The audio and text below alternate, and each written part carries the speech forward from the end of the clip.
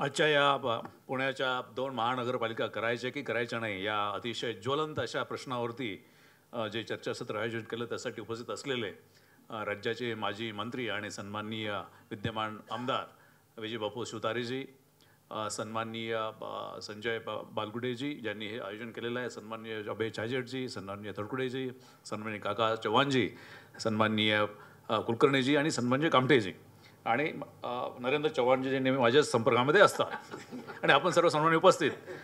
मी ह्याच्याप्रमाणे आलो होतो की इथे येऊन तुम्हाला कन्व्हिन्स करावं लागेल की 2 महानगरपालिका करा म्हणून, आणि इथे एकानेही विरोध केलेला नाही. त्यामुळे आता मला बोलायचं काही तसं राहिलेलंच नाही आहे की 2 महानगरपालिका करू नयेत म्हणून आणि त्याची गरज आहे, किंवा तुम्ही जर सांगितलं की आणखी तुकडे तुकडे करा म्हणून.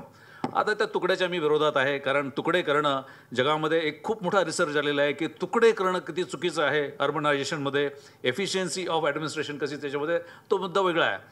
पण 2 महानगरपालिका असाव्यात हे मी आज सांगत नाही आहे. 2011ला माझं रितसर शासनाला पत्र आहे आयुक्त म्हणून, आणि आपण तिथे RTIमधून ते घेऊ शकता. 2017ला मी ज्यावेळेस PMRDAचा मेट्रोपॉलिटन कमिशनर होतो त्यावेळेससुद्धा रितसर पत्र आहे की इथे कमीत कमी 2 महानगरपालिका करा, आणि मग इतर जे काही PMRDAमध्ये नवीन ग्रोथ सेंटर होतील त्यांच्यासाठी नगरपालिका करा, किंवा मग अर्बन अशा बॉडीज तयार करा. त्यामुळे मी ऑथॉरिटेटिव्हली सांगू शकतो की याच्यासाठी 2 महानगरपालिका होणं गरजेचं आहे. आणि अर्थात याच्यासाठी जे निर्णय घेणारे सक्षम लोक आहेत, पुणे जिल्ह्यातले नेतृत्व, सर्वोच्च नेतृत्व जे आहे, त्यांनाही मी वेळोवेळी कन्व्हिन्स करायचा प्रयत्न केलेला आहे की असं करा. सन्माननीय मुख्यमंत्र्यांनी यावेळेस मी बोललेलो होतो की यामध्ये हे आपल्याला पुण्याचं जर हे थांबवायचं असेल, जे काही बकालपणा वाढत चाललेला आहे पुणे परिसराचा, तो जर थांबवायचा असेल तर विद्यमान मुख्यमंत्री साहेबांना सुद्धा एकदा मी दौऱ्यामध्ये सांगितलं होतं की आपण पुण्याच्या 2 महानगरपालिका करणं हे अत्यंत गरजेचं आहे. तर पुण्याचे प्रश्न हे सगळ्याच राज्याचे प्रश्न, शहरांचे प्रश्न आहेत. पण एक लक्षात घेतलं पाहिजे की पुणे ज्या पद्धतीने वाढते, आणि अभयजींनी त्यामध्ये सांगितलं की कशा पद्धतीने पुणे वाढतं, किती टक्के ग्रोथ झाली आणि काय, आणि आणखी कोणीतरी सांगितलं. पण एक लक्षात घेतलं पाहिजे की आपण जगाच्या वेगळं नाही आहेत. जग हे नागरीकरणाकडेच चाललेलं आहे. सन 1800मध्ये फक्त 3% लोकसंख्या जगाची ही शहरामध्ये राहायची, जी आता 58% जगाची लोकसंख्या ही शहरामध्ये राहते. अमेरिकेची 84% लोकसंख्या शहरामध्ये राहते, युरोपची 82% शहरामध्ये राहते, आणि भारताची पुढच्या 30 वर्षामध्ये सुद्धा 30% लोकसंख्या ही शहरामध्ये असणार आहे. आणि त्याच्यासाठी मग ही काही सगळे असे ह्याच्याप्रमाणे होणार नाही आहे. ती काही तुकड्यांमध्ये असेल, आणि ती तुकडे कुठले आहेत की जगामध्ये फक्त 50 असे सेंटर्स काढले आहेत की जिथे मेगा नागरीकरण होणार आहे, आणि त्याच्यापैकी 2 असे ठिकाणं आहेत की भारतामध्ये आहेत. त्यापैकी मग एक दिल्लीचा परिसर आणि दुसरा म्हणजे मुंबई, पुणे आणि नाशिक हा परिसर. त्यामुळे इथे मोठ्या प्रमाणात नागरीकरण वाढणार आहे, आणि हे जर नागरीकरण व्यवस्थितपणे झालं नाही तर मग एक बकाल नागरीकरण असं होणार आहे, आणि त्याची सुरुवात झालेली आहे. आपल्याला जर वाटत असेल की आम्ही फार चांगलं पुणे शहर वसवलेलं आहे, ते आता बकाल झालेलं आहे. आणि ज्यावेळेस तुम्ही परिसरामध्ये फिरता त्यावेळेस ते जाणवतं की किती बकाल आहे. हे मी सांगण्याची गरज नाही, आपल्या सगळ्यांना माहिती आहे. त्याच्यासाठी ॲडमिनिस्ट्रेशन हे तुम्हाला कॉम्पॅक्ट असावं, आणि म्हणून 73 आणि 74 घटना दुरुस्ती आणि त्याच्यामध्ये मेट्रोपॉलिटन प्लॅनिंग कमिटीज हे आणून त्यावेळेस असं ठरवलं होतं की या देशाचं नागरीकरण प्रचंड मोठ्या प्रमाणात वाढेल, आणि जर तुम्हाला शहरं चांगली करायची असेल तर त्याच्यासाठी मग तिथे सक्षम अशा छोट्या छोट्या याच्यासाठी बॉडीज असाव्यात. घटनेमध्ये, संविधानामध्ये असं दिलेलं नाही की किती लोकसंख्येसाठी किती महानगरपालिका असावी, का नगरपालिका असावी, का ग्रामपंचायत असावी. ते राज्य शासनावरती सुपूर्द केलेलं, आणि राज्य शासनाने मग महानगरपालिका कशा असाव्यात, कुठे असाव्यात यासाठी कायदा केलेला आहे. IAS ऑफिसरने केलेला नाही. हे 288 आमदार आणि 76 तुमचे काउन्सिल त्यांनी केलेलं आहे. IAS अधिकाऱ्यांनी सांगून जर जे बोळ्याने दूध पिणारे जर राजकारणी असतील तर मला वाटतं की ते राजकारणी नाहीत. मग ते राजकारणी नाहीत, मग ते नेतृत्व नाही आहे. मग हे, आणि गव्हर्नमेंट म्हणजे IAS ऑफिसर नाही आहेत. गव्हर्नमेंट म्हणजे हे नेतृत्व म्हणजे फक्त लोकनियुक्तच. IAS अधिकारी हे शासन नव्हे, हे डोक्यातून काढून टाकलं पाहिजे. ते एक आपले टूल आहेत, ते स्वार्थी असतात. इम्प्लिमेंटर आणि स्वार्थी असतात. ही कुठलीही ब्युरोक्रेसी स्वार्थी असते जगामधली. त्यामुळे त्यांच्यावरती तुम्ही हे करण्यात अर्थच नाही आहे. तो विषय वेगळा आहे, मी त्याच्यामध्ये जाणार नाही. पण ह्या 288 आमदार आणि 76 विधान परिषद सदस्यांनी ठरवलं आणि गव्हर्नरने मान्यता दिली की महाराष्ट्रामध्ये 5 प्रकारच्या नगरपालिका असाव्या. महानगरपालिका, एक तर 3 लाख वस्ती असेल तिथे नगरपालिका द्यावी, आणि ॲडिशनल 15,000 लोकवस्तीला आणखी एक नगरसेवक द्यावा. असं ते वाढत जात 30 लाख लोकसंख्येची 5वी नगरसेवक असते ती पुणे आहे आणि त्याच्यामध्ये मग ॲडिशनल लोकसंख्येसाठी एक नगरसेवक द्यावा असं कायदा आहे. त्यामुळे कुठलाही IAS अधिकारी असं करणार नाही आहे. लक्षात घ्या याच्यामध्ये. त्यामुळे तुम्हाला जर हे पाहिजे असेल तर लोकप्रतिनिधींचं तुमचं याच्यावरती जर कंट्रोल पाहिजे असेल तर त्याच्यासाठी लोकप्रतिनिधींची बॉडी जर तुमची त्यासाठी असेल तर तुमचं एक स्टँडिंग कमिटी चेअरमन आहे आणि तुमच्या स्टँडिंग कमिटीचे मेंबर्स आहेत. किती मोठा परिसर ते कंट्रोल करणार आहेत, महापौर किती मोठा कंट्रोल करणार आहेत. तुमच्या नगरसेवकाच्या बाबतीमध्ये की तुमचं जशी लोकसंख्या वाढते त्या लोकसंख्येच्या प्रमाणात जर तुमचा नगरसेवक होत असेल आणि मोठी महानगरपालिका असेल तुमच्या निश्चितच मोठ्या लोकसंख्येलाच नगरसेवक असणार आहे. त्यामुळे जर तुम्हाला नगरसेवक कॉम्पॅक्ट पाहिजे असेल तर स्प्लिट करा, त्याच्याशिवाय पर्यायच नाही आहे तुम्हाला. आणि हे खरं म्हणजे की आपण एक 15 वर्ष तरी पुढे गेलेलो आहोत. 15 वर्षापूर्वीच हे स्प्लिट झालं पाहिजे होतं, याच्यापेक्षा आणखी चांगलं झालं असतं. जसं MMRD आपलं 1974 साली झालं आणि तो परिसर चांगला झाला. पुण्याचं PMRD करायला आपण कमीत कमी 20 वर्ष तरी चूक केलेली आहे. पण 2015 साली झालं आणि ते आता चुकीचं चाललेलं आहे PMRD हे मी सांगू शकतो, पण तो आजचा विषय नाही आहे. प्रश्न असा आहे की जर आपल्याला खरंच या शहराचं काही करायचं असेल तर तातडीने वेळ न दवडता आपण हे स्प्लिट करून एक नवीन तिथे बॉडी आणली पाहिजे. आणि ती बॉडी आणल्यानंतर मग तिथे आपल्यापैकी काही वक्त्यांनी सांगितलं की प्रशासन, आता एक लक्षात घ्या, एखादा जर तुम्हाला 1 टनाची जर गाडी ओढायची असेल तर 2 जर त्याला बैल किंवा घोडे पाहिजे असतील तर तिथे तुम्ही 10 टन असेल तर तुम्ही तेवढेच ठेवणार का? तो आयुक्त म्हणजे काय, तो काय सुपरमॅन नसतो, तुमचा सिटी इंजिनियर तर अजिबातच नसतो. त्यामुळे तो फिरणार कुठे? त्यामुळे तुम्हाला त्यांच्या कॅपॅसिटीचं काहीतरी दिलं पाहिजे आणि त्याच्यासाठी तुम्ही ते स्प्लिट करणं गरजेचं आहे. पण मला आज आनंद याचा आहे की यामध्ये की कोणीतरी त्याला वाचा फोडले. खरं म्हणजे की हे फार अगोदर झालं पाहिजे होतं आणि आपण हे इथेच थांबवू नये. आता खरं म्हणजे याच्यामध्ये की आपण काहीतरी ॲक्टिव्हली जाऊन तिथे सांगितलं पाहिजे नेतृत्वाला की तुम्ही येणाऱ्या इलेक्शनपूर्वी इलेक्शन थांबवू नका. आम्ही तुम्हाला प्रशासक फार चांगला वाटत असेल पण प्रशासकाचं दुसरं नाव आहे हुकुमशहा. त्यामुळे तुम्ही प्रशासकाच्या हातात जास्त दिवस ठेवू नका. तुम्ही तिथे असले पाहिजे. तुम्ही जर तिथे नसाल तर तो हुकुमशहाच असतो. त्यामुळे निवडणुका न थांबवता जे बॉडी करून तुम्ही केलं पाहिजे. आणि इथले जे आमदार आहेत खूप वर्ष, मला वाटतं की तुम्ही 11 आमदार सांगितले, पण जे पूर्ण शहरातले आहेत ते करतात काय? हे शहरातले आमदार करतात काय? कारण सगळं तर तुमचं नगरसेवकावरती असतं. सगळ्या योजना तुमचे शहरामध्ये काही PWD नाही आहे, शहरामध्ये इरिगेशन नाही आहे, शहरामध्ये हेल्थ नाही आहे. शहरामधले हे आमदारांचं आहे काय काम? करतात मला माहीत नाही काय करतात. मग ह्या आमदारांनी कमीत कमी तिथे जाऊन तरी सांगायला पाहिजे होते की 2 बॉडीज करा म्हणून. कधी एकदा तरी केले का त्यांनी असं कधी? दुसरं सक्षम केलं पाहिजे जसं अभयजीने सांगितलं. आपल्याकडे केंद्राच्या पातळीवरती जसं फायनान्स कमिशन आहे, प्लॅनिंग कमिशन, फायनान्स कमिशन संविधानामध्ये दिलेलं आहे की केंद्र शासनाच्या हिस्सापैकी किती हिस्सा त्यांनी राज्यांना द्यावा. सध्याच्या याच्याप्रमाणे 42% जे राज्यातून कलेक्शन करतं टॅक्सेसचं, 42% ते परत राज्यांना येतं.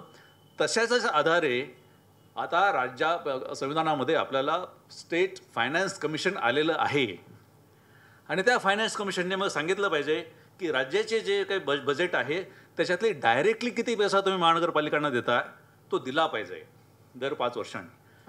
मग आपल्या एकाही आमदाराने असा प्रश्न विचारला की तुमचं फायनान्स कमिशन आम्हाला किती दिलेलं आहे महानगरपालिकेला? मी असताना तसं रिझोल्युशन करायला हे केलं होतं. आपल्या वयाने नाही रिझोल्युशन करू दिलं नगरसेवकांनी का मला माहिती नाही आहे की आम्हाला तुमच्यातला हिस्सा द्या. खरं म्हणजे की त्यावेळेस आता खरं म्हणजे मी सांगायचं चुकीचं आहे, कॉन्फिडेन्शियल पत्र गव्हर्नमेंट ऑफ इंडिया लिहिलं होतं की पुण्याच्या परिसरामधून आम्ही इतका टॅक्स, इन्कम टॅक्स त्यावेळेस वॅट होता आणि तुमचा सर्व्हिस टॅक्स होता, आम्ही इतका देतो आहे की काही राज्यापेक्षा जास्त आहे पुण्याचा. त्यामुळे आम्हाला तेवढा त्याचा हिस्सा मिळाला पाहिजे. पण तो ठीक आहे वेगळी आहे, पण आपण फायनान्स कमिशनकडे मागणी केलेली आहे का? आपल्या आमदारांनी केली आहे का? मुख्यमंत्र्याकडे केली आहे का की आम्हाला तुमच्या ह्याच्यातला हिस्सा जसं केंद्र तुम्हाला राज्याला देतं, संविधानामध्ये तरतूद आहे, तसेच तरतूद इथे पण आहे, तुम्ही आम्हाला का देत नाही? खरं म्हणजे एकत्रित आलं पाहिजे. आणि तिथे फायनान्स कमिशनला चेअरमन जो दिला जातो तो IASच दिला जातो, सुहासजी, तो IASच असतो. पण तो असा काही थकलेला असतो त्याच्या हे लक्षातच येत नाही आणि तुम्ही कोणी विचारत नाही, आपण कोणी विचारत नाही. तुम्ही मागणी केली पाहिजे की महानगरपालिकांना जर सक्षम व्हायचं असेल तर आम्हाला तुमचा याच्यामध्ये हिस्सा पाहिजे. जर आता इथून पुढे तुमच्या एक लक्षात घ्या की वातावरण बदलत आहे. वातावरण काय बदलत आहे की पुढच्या 25-30 वर्षामध्ये देशाचा 70% GDP सकल उत्पादने शहरामध्ये येणार आहे, 70% रोजगार शहरामध्ये निर्माण होणार आहे आणि 70% सगळ्या समस्या शहरात असणार आहे. त्यामुळे राज्याचं 70% जे कलेक्शन आहे ते तुमचं शहराकडे आलं पाहिजे. पण अशी मागणी कोणीच करत नाही आहे. ना नगरसेवक करतायत, ना आपले जे शहरामधले आमदार आहेत ते करतायत, ना राज्य शासन करतात. ते जाऊ द्या, घटनेमध्ये आपल्याला तुम्हाला याच्यासाठी संविधानामध्ये 12 शेड्यूल आहे, त्याच्यातले विषय दिलेले आहेत. त्या विषयापैकी किती विषय आले तुमच्याकडे तेही कोणी विचारत नाही. एरान नायडू नावाचे एक मंत्री होते वाजपेयी साहेबांच्या याच्यामध्ये, ते खूप याच्याबद्दल हे असायचेच की ते सांगायचे की नाही हे विषय राज्य शासनाने महानगरपालिकांना आणि जिल्हा परिषदांना दिले पाहिजेत. पण ते थांबलं. ते शेवटचेच मंत्री मी बघितले की जे याच्यावर पाठपुरावा करायचे. त्यानंतर अमुक विषय आता राज्य शासनाकडे राहिलेला आहे, तो आमच्याकडे द्या, असं होत नाही. आणि जसं अभयजीने सांगितलं की मग हे होतं की राज्य शासनाचेच अधिकारी येतात, इथे नियुक्त्या होत नाहीत. तुम्हाला सांगायला खरं म्हणजे की सगळ्यांना माहिती असेल, ज्यावेळेस कोविड आला पुण्यामध्ये, पुण्यातले 64% हेल्थचे पोस्ट वेकंट होत्या. 64%. तिथे कॉन्ट्रॅक्टने पण भरलेल्या नव्हत्या. मग असं असताना तुम्ही कोविड कसा काय हँडल करणार? हे कशासाठी आहे की तुम्हाला, कारण तिथे तुमचा जो अधिकारी आहे तो राज्य शासनाकडून येतो, आरोग्य अधिकारी, त्याला काय देणं घेणं आहे याच्यामध्ये. तुमचा जर स्थानिक जर असेल तर त्याची आपुलकी राहणार आहे. त्यामुळे तुम्ही लोकांनी खरं म्हणजे की बघितलं पाहिजे की ह्या गोष्टीने इथल्या स्थानिक पातळीवरती कंट्रोल असला पाहिजे. खरं म्हणजे की आता मी जास्त बोलणं बरोबर नाही, पण कुणाचं लक्ष नाही आहे, राजकीय पक्षांचं नाही आहे आणि लोकप्रतिनिधींचं नाहीच नाही आहे. एक साधं उदाहरण देतो. 2009 एक कायद्यामध्ये तरतूद करण्यात आली. काय तरतूद होती? कलम 29(ब) त्याच्यामध्ये समावेश करण्यात आला. आणि ते कशासाठी?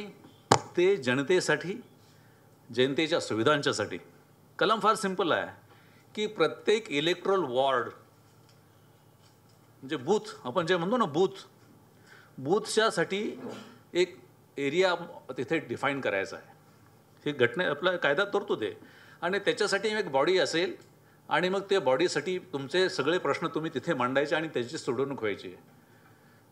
किती वर्ष झाले? 15 वर्ष झाले. त्याचे फक्त नियम बदललेले नाही आहेत म्हणून ते राहिलेले आहेत.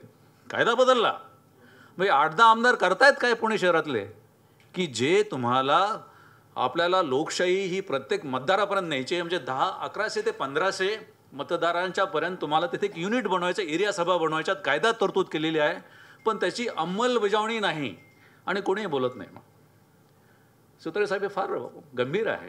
हे लोकांच्यासाठी आपण म्हणतो की स्थानिक स्वराज्य संस्था, पण ते स्थानिकांसाठी जे तरतूद केलेली तीच आपण त्यांच्यापर्यंत नेत नाही आहे. त्याला एरिया सभा म्हणतात. मोहल्ला कमिटी ते तुमच्या भिवंडीनंतर आलेलं होतं. ते मोहल्ला शब्दालाच बऱ्यापैकी विरोध आहे. त्यामुळे आपण ते आणि कायद्यात मोहल्ला शब्द नाही आहे, कायद्यामध्ये एरिया सभा आहे.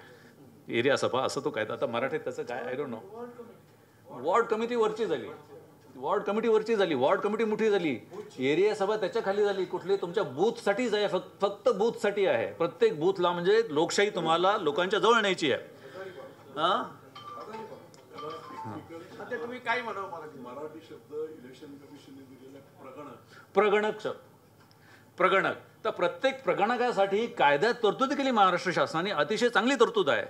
अर्थात ते नियम बदलले नसेल तर माझ्यासारखा एखादा वयात अधिकारी असतो, मी ते केलं होतं आणि तुमच्यासारख्या नगरसेवकांनी ते होऊ दिलं नाही. तरी पण मी हे सांगतो, मी हे खरं आहे.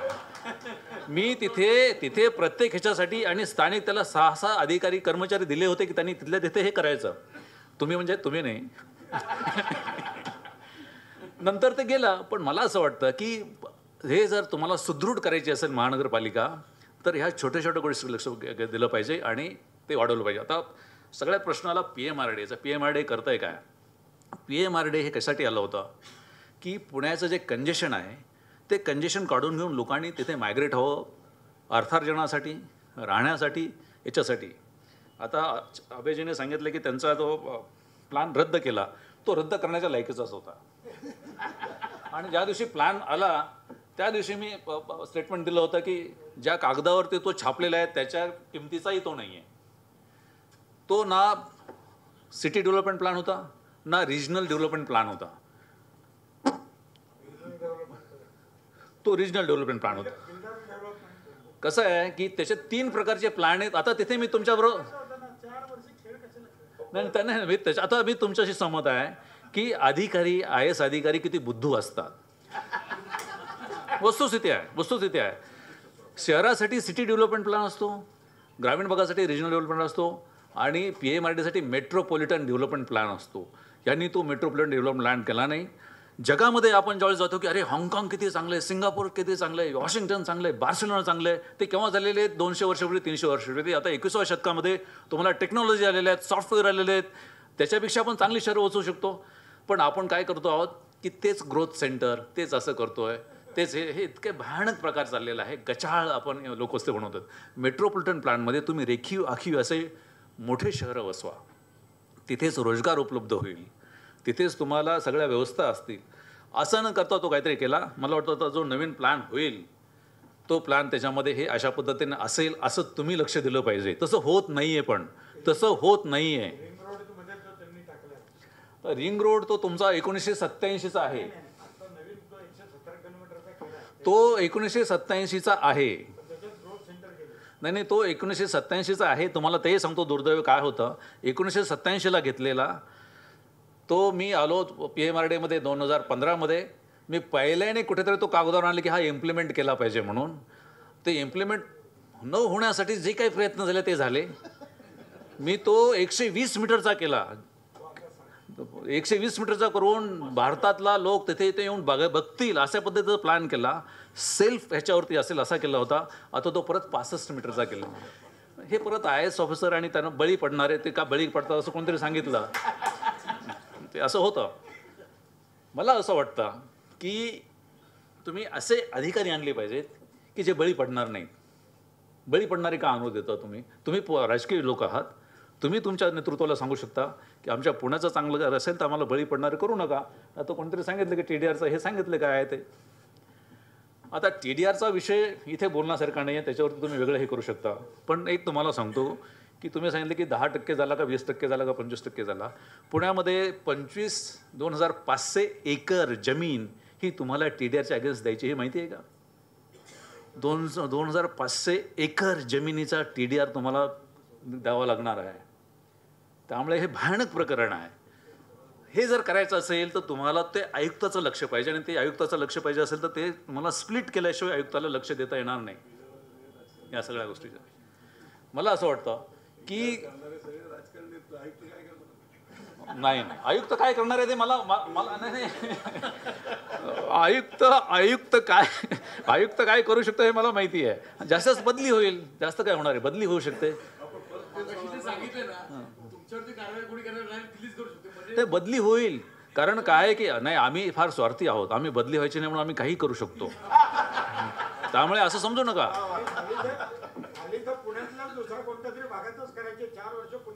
एक्झॅक्टली हे म्हणून तुम्ही सांगतो की तुम्ही असे अधिकारी आणा.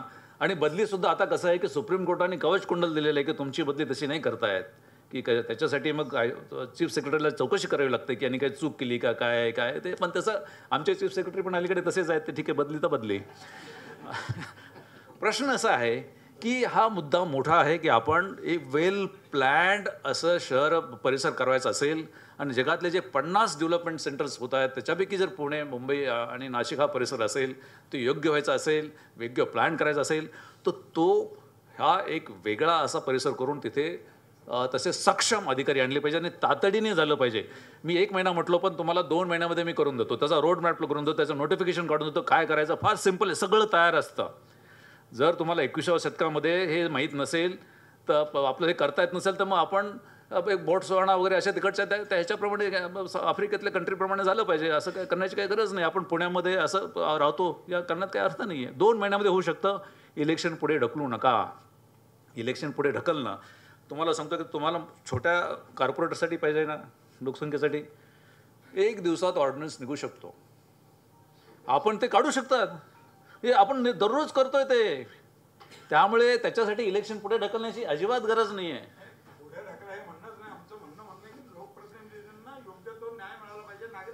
हो, पण त्याच्यासाठी लोकप्रतिनिधी पाहिजेत ना. पण दुर्दैवाने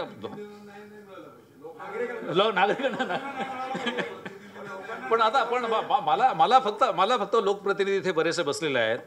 तुम्ही चांगलं काम केलंय का? मला प्रामाणिकपणे सांगा.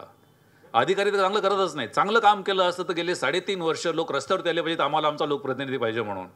कोणी आलाय का? एक असा एकाने पत्र लिहिलंय की आम्हाला महानगरपालिका पाहिजे, आम्हाला आमचा नगरसेवक पाहिजे, असं कोणी लिहिलंय का? कुठल्या नगरसेवकांनी काय केलंय का तसं आम्हाला तुम्ही काय हे करतात? असं कोणी केलेलं नाही. कोणी काय केलंय?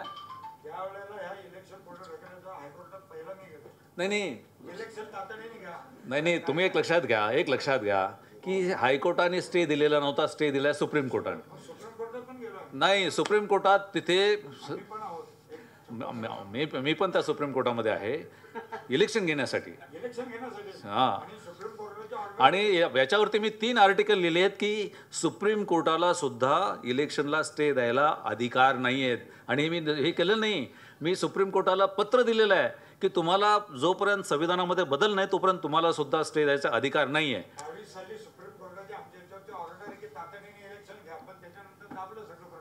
हो, पण आता हे जे होतं ते म्हणून प्रश्न असा आहे की लोकांच्याकडून मागणी होते का? म्हणजे काहीतरी आपण आपलं कुठेतरी कमी पडतोय लोकप्रतिनिधी म्हणून की सांगायला की आम्ही तुमच्यासाठी आहोत. आता तुम्ही काय स्पष्ट सांगायला पाहिजे की लोकप्रतिनिधी नाही आहेत ना. मग गेले 3 वर्ष खड्डे नाही पडले का? नाही पडले का? खड्डे पडले. बाकीच्या गोष्टी इलिगल गोष्टी होतात त्या नाही थांबल्या का? जास्त झाल्या. हे तुम्ही लोकांना सांगितलं पाहिजे. मग पण तुम्ही कुठेतरी कमी पडलेले आहात. प्रश्न असा आहे की तिथे इलेक्शन होऊ द्या आणि इलेक्शन होण्यासाठी तुम्ही पुढच्या 2 महिन्यामध्ये शिवतारे साहेब आपण हे महानगरपालिका करू शकतो. जर तुमची इच्छा असेल तर 2 महिन्यामध्ये होऊ शकते. आणि 2 महानगरपालिका झाल्या तर राजकीय त्याच्यामध्ये फायदा काय आहे? तुम्हाला स्टँडिंग कमिटी चेअरमन, महापौर, इतर कमिटीचे चेअरमन, त्याचे मेंबर्स, हे सगळ्या गोष्टी आल्या ना त्याच्यामध्ये. मग तुमचं नेतृत्व वाढायला पाहिजे की नाही वाढायला पाहिजे? हे नेतृत्व वाढलं पाहिजे. नुसतेच अधिकाऱ्यांची संख्या वाढणार नाही आहे. अधिकारी तेच राहणार आहेत, फार विशेष वाढणार नाही आहेत. पण तुमचा स्वार्थ तरी, पक्षांचा तरी स्वार्थ बघा. पक्षीय स्वार्थ बघायला काही हरकत नाही आहे की असं झालं तर कुठेतरी वर्णी लावायला लागतं. किती लोकांना तुम्ही आमदार करणार? किती लोकांना तुम्ही खासदार करणार? काही ना तरी तुम्ही स्टँडिंग कमिटी चेअरमन करून काहीतरी त्यांना समजावू शकता की नाही? मला वाटतं की या विचाराने सुद्धा आपण आज निर्णय तुम्ही सगळ्यांनी घेतला पाहिजे अशी माझी तुम्हाला विनंती आहे की 2 महानगरपालिका कराव्यात. ते कशा कराव्यात हे तर वेगळा मुद्दा आहे. आणि त्याच्यासाठी तातडीने जाऊन मुख्यमंत्री साहेब किंवा दोन्ही उपमुख्यमंत्री साहेबांची भेट घेऊन त्यांना निवेदन देऊन तुम्ही हे करा, इलेक्शनपूर्वी करा, असं मला वाटतं की काहीतरी एक ठोस भूमिका घेतली पाहिजे अशी मी आशा व्यक्त करतो. आणि आज मला बोलवलं. विषय खूप आहेत. प्रत्येक विषयावरती आपण अशीच विचार गोष्टी ठेवू शकता. कारण विकास कसा असावं, प्लॅन कसा असावं, काय कसं असावं ते वेगळं आहे. पण आज फक्त 2 हे करण्यासाठी मला बोलवलं. आपण सर्वांनी ते ऐकून घेतलं. थँक्यू. विद्यादानाची उज्ज्वल परंपरा असलेलं विद्येच्या माहेरघरातील आदर्श विद्यापीठ टिळक महाराष्ट्र विद्यापीठ पुणे 2025-26 या शैक्षणिक वर्षासाठी प्रवेश सुरू. BSc AI and ML, BSc data science आणि MSc डेटा सायन्स. अत्याधुनिक सुविधा असलेले ISO 21001 मान्यता प्राप्त टिळक महाराष्ट्र विद्यापीठ पुणे. अधिक माहितीसाठी संपर्क 922300 2070 किंवा 922300 2071.